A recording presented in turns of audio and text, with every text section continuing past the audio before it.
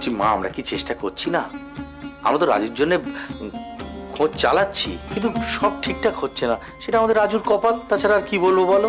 হ্যাঁ, কপালই তো বটে।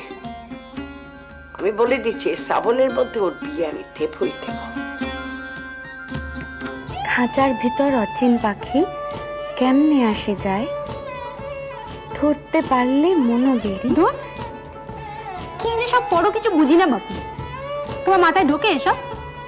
তুমিও পড়ো, তোমার মাথাতেও ঢুকবে। এ বইটা রাখবে না? রাখবে না কেন? আমি তাস খেলবো।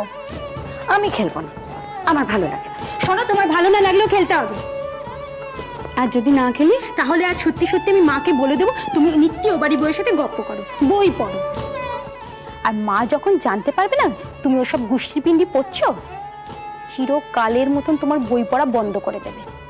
নির্মল করো মঙ্গল করে মলিন মর্ম মোছায়, তুমি নির্মল করো। এটাই মায়ের স্কুল? হ্যাঁ, তা আপনি হঠাৎ এখানে? এমনি মায়ের স্কুলটা দেখতে এলাম। কে চিনিয়ে দিল? তোমার গান।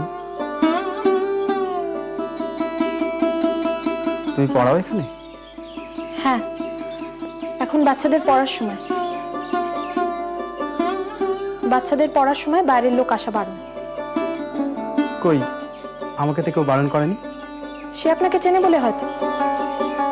তাতে আমার কি দোষ বলো? কেউ যদি আমাকে বারণ না করে থাকে।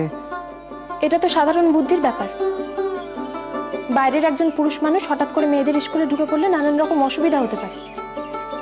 বেশ, আমি চলে যাচ্ছি। তুমি পড়াও ওদের। নলিনী দিদি, উনি কে? উনি কেউ না। মা তোমাকে লেখাপড়া শিখিয়েছে? অনেককেই শিখিয়েছে। মাকে অনেক কষ্ট করতে হয়েছে, তাই না? হ্যাঁ, অনেক। আমি তখন খুব ছোট ছিলাম। মা ঠিক করলো মেয়েদের স্কুল খুলবে, কিন্তু আমাদের এখানে কে মেয়েদের স্কুলে পাঠাবে? মার খুব জেদ। মা দাদাকে সঙ্গে নিয়ে বাড়িতে বাড়িতে গেল, সবাইকে অনেক বোঝানোর চেষ্টা করলো। কেউ মাকে নিয়ে হাসি ঠাট্টা করতো, কেউ বা অপমান করে তাড়িয়ে দিত। মা বলতো সমাজের চোখ রাঙানিতে ভয় না পেয়ে যদি একজন এগিয়ে আসে তাহলেই আমার চেষ্টা সার্থক। মা পেরেছে সবার বিরুদ্ধে গিয়ে একা। তোমরা কেউ কিছু বলনি মাকে? জানি মা কোনোদিন নিজের ক্ষতির ভয় করেনি, কিন্তু বাকিরা তো জানতো মা কত বড় একটা ঝুঁকি নিচ্ছে। তাদের উচিত ছিল না মাকে বোঝানো? তোমাদের উচিত ছিল মাকে আটকানো। আপনিরা মায়ের সেই ছোট ছেলে সরল, যার কথা মায়ের কাছে এত শুনেছি। আপনি না গোড়া পুলিশকে ঢিল মেরে আনন্দে লাফাতে লাফাতে বাড়ি ফিরেছিলেন। আপনি না ছোটবেলায় মায়ের কাছে এসে বলেছিলেন মায়ের কাছে থাকবেন, মায়ের পাশে থাকবেন। ভাগ্যিস থাকেননি। আপনি যদি সেদিন থাকতেন তাহলে মায়ের হয়তো আর স্কুলটা করা হতো না।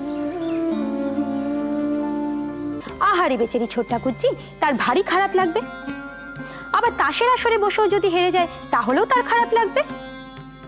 তোমার এই আমাকে বেচারি বেচারি ভাবাটা না অসহ্য লাগছে। তুমি খেলবে না খেলো না, আমাকে কথা শোনাচ্ছ কেন? কোথায় যাচ্ছ? তাও কি তোমাকে বলে যেতে হবে? তাসগুলো কি এখানেই পড়ে থাকবে? থাক,